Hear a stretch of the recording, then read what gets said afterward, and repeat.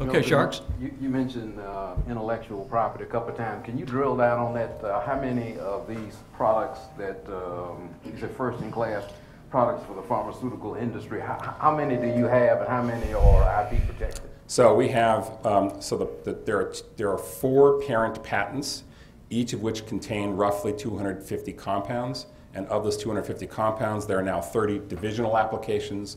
So there are selection patents behind those parents. They're now issued or issuing in the US, Europe, Australia, Canada, Japan. We've not done intellectual property protection in Asia because it's very challenging to do. But in the major markets, because we're really a major market drug supplier.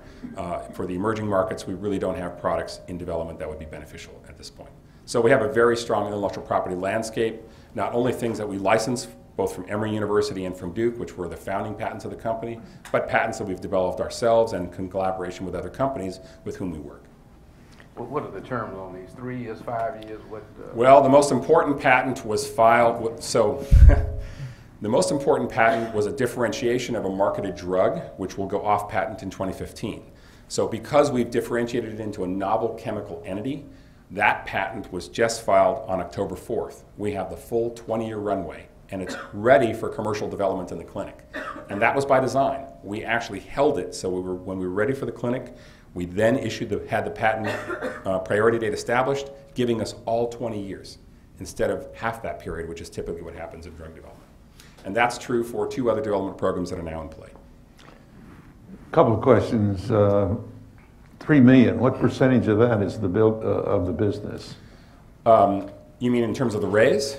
Yeah, what percentage would that be? Well, what's the valuation? That's a good question. So, valuation of biotechnology is tough to define. Right now, the deal that we're putting out is going to be done at a valuation of $7 million pre-money. That's the plan. And so that means you could give up 50% of the company to a significant investor. Our plan is not to do quite that much of it. About 30% is the overall goal. But we probably can't write the first 2 deals at a bigger valuation than $7 million. So they're going to get a more generous outcome than the people that come behind. Considering the research and testing that you're doing, when you go to market and actually create revenue on your product? Right. So the first product is scheduled to launch in 2015. It's for a rare disease indication, this companion therapeutic for a side effect that I described. We have 3 years of development left. It requires a single clinical trial to be approved for sale in the United States and in Europe, because it is a rare disease indication, and that's why we've had such an easy path with this product in front of the FDA. The demand for it is enormous. We have at least 150,000 patients per year in the US accessible. We can sell that product for a minimum of $5,000 a course of treatment. That allows us to find a $650 million fairly easy ramp up. If we were to access all of the patients who might be accessible for this drug, that's 1.6 million patients, and you can do the math. The goal is to try to not overprice the drugs given what's happening in the healthcare delivery market. The goal is to access the patient population maximally. So we're trying to approach our early product developments in places where there is no other drug available and we have the only definable solution. That's been an advantage for us. On the hepatitis C side, a big market application, we've got 30 or 40 competitors, but none who are approaching the drug treatment the population the way we are. And so the market, the recently approved drugs and the drugs that will be approved next year cannot treat all patients equally. Just in the US alone, you have 70 million people infected with hepatitis C, and in the last 3 months, the CDC has said all 70 million people should undergo treatment, because otherwise about 10% of those people, 700,000 people, will die of liver failure or contract liver cancer. It's a guarantee. We have a growing crisis of liver failure and liver disease coming from the apparently benign infection of hepatitis C. And the race is on to see who's going to provide the treatment with the best, shortest treatment duration that's the easiest to take. Right now, the treatment involves you taking one medication that is injected 3 times a week and gives you the flu for 9 months. Literally, severe flu for 9 months. So there's a big push now to solve this problem to get people to take treatment. And so we think we've got an early stage product that is a clear revenue winner for us, and a bigger market product if we're there, which will allow us to really do something spectacular. But those are fantasy ideas. I have a few questions. One is, you obviously took this company, you turned it around, 18 million, you sold it. You mentioned something about my companies. Right. Are you running more than one company Just today? one now. So, Okay. but the way Inhibikase is built is to sustain itself as an innovation engine. You know, companies like us do things because we develop really good ideas. Do we want to get involved in the commercial marketplace? Early on, it's not a mistake. It's a mistake to recreate that infrastructure.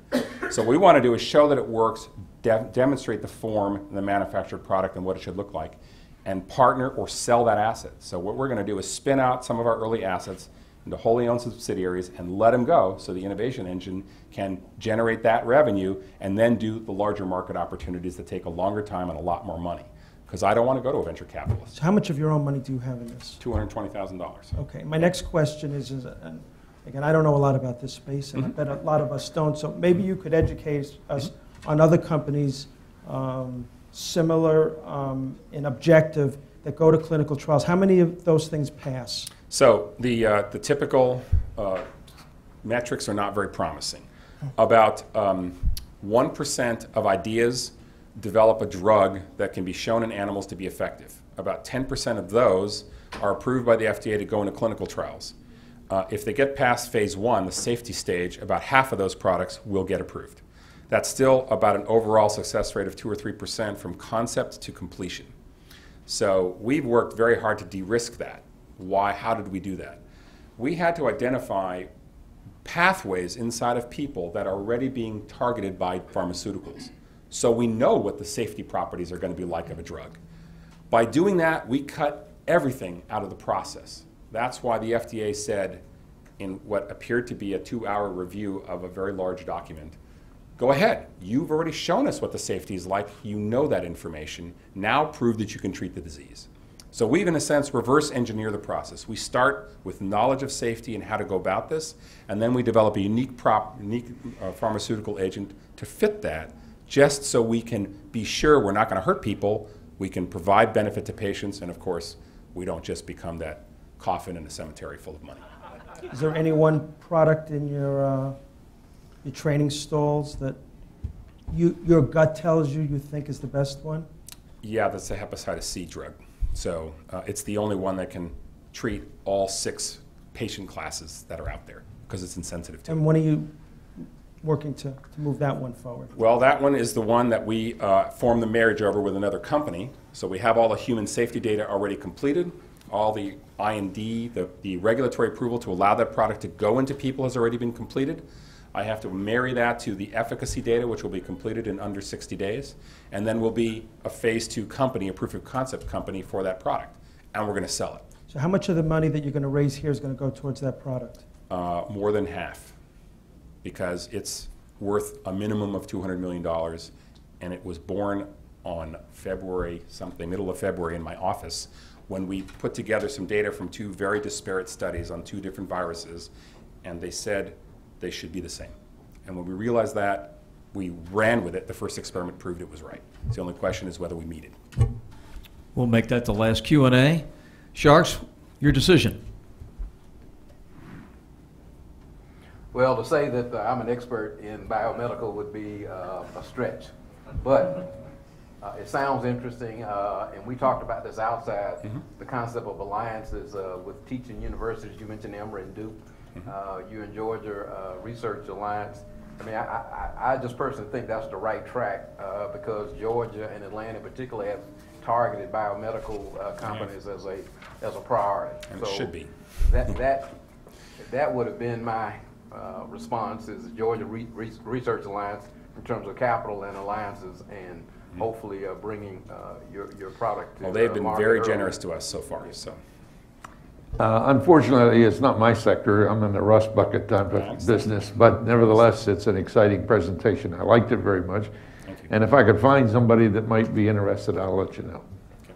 I'm at number 2 also. Obviously, you know your stuff. Your academic background speaks for itself.